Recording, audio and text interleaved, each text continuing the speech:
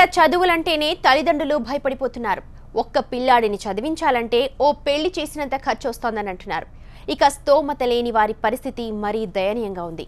ఖర్చులు తడిసి మోపెడవుతున్న ప్రస్తుత తరుణంలో పిల్లలను చదివించడం తలకు మించిన భారమేనని వాపోతున్నారు.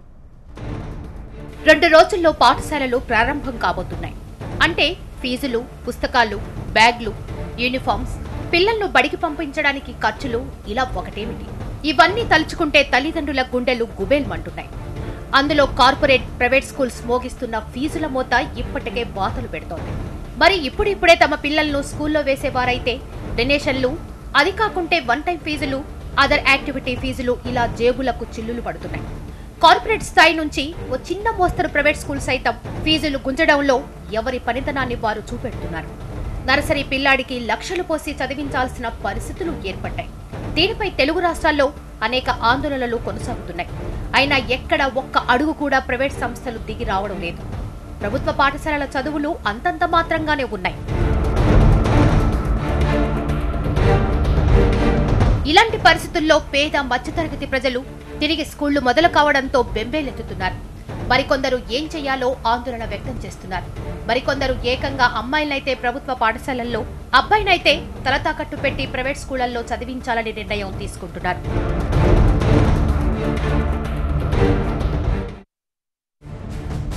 ఈమె పేరు శాంతి.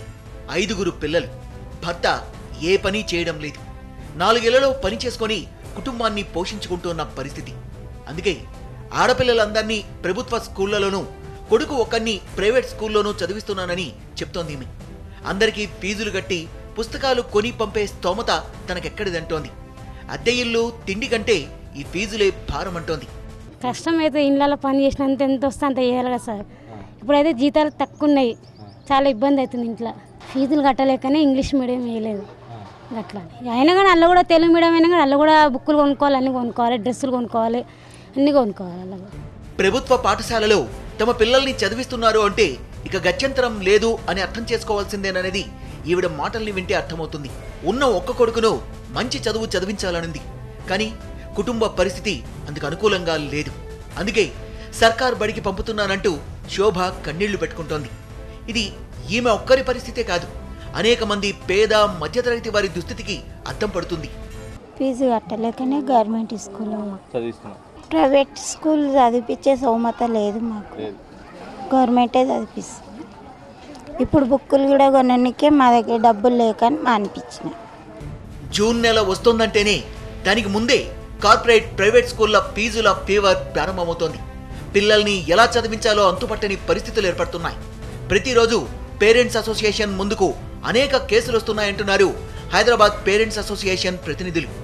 జూనే కాదండి, పేరెంట్స్కి ఇప్పుడు కొత్తగా మార్చిలోనే ఈ గుబులు స్టార్ట్ అవుతుంది. ఎందుకంటే ఫస్ట్ టర్మ్ ఫీ ఆల్మోస్ట్ మార్చిలోనే మోస్ట్ ఆఫ్ ద స్కూల్స్ చేసేస్తున్నాయి. మార్చ్లో parents last term, third term కట్టి వెంటనే ఇంకా రెస్పైటే లేదు పేరెంట్కి. వెంటనే నెక్స్ట్ ఇయర్కి మనం బుక్స్ కొనేయాలి, యూనిఫామ్స్ కొనేయాలి. పిల్లలు వెళ్ళే 15 డేస్కి బుక్స్, యూనిఫామ్, ట్రాన్స్పోర్ట్ ఫీ అంటే మార్చ్, ఏప్రిల్, మేకి కూడా మేము ఫీజులు కట్టేయాల్సిన పరిస్థితిలో ఉన్నాం.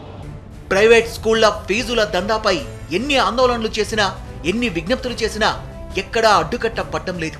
అందుకే ఈ ప్రైవేట్ విద్యా సంస్థలు ఇంతలా బరితెగిస్తున్నాయంటున్నారు తల్లిదండ్రులు. ఇప్పటికైనా ఫీజుల నియంత్రణకు స్పష్టమైన నిబంధనలు సకాలంలో తీసుకురావాలంటూ డిమాండ్ చేస్తున్నారు. 30% అయితే కామన్ అండి, అన్ని స్కూళ్ళు పెంచినాయి. కానీ ఇప్పటికీ మన ప్రభుత్వం ఏమంటుందంటే పాపం అసలు ఏమీ లేకుండా, లాభాపేక్షనే లేకుండా లాస్తో నడుపుతున్న స్కూళ్ళే ఎక్కువ ఉన్నాయని చెప్పి వాళ్ళ పట్ల జాలి చూపిస్తున్నాయి. ఈరోజు కూడా తిరుపతి రావు గారి కమిషన్ ఈ పార్టీకి బయటికి రావాలి రిపోర్టు.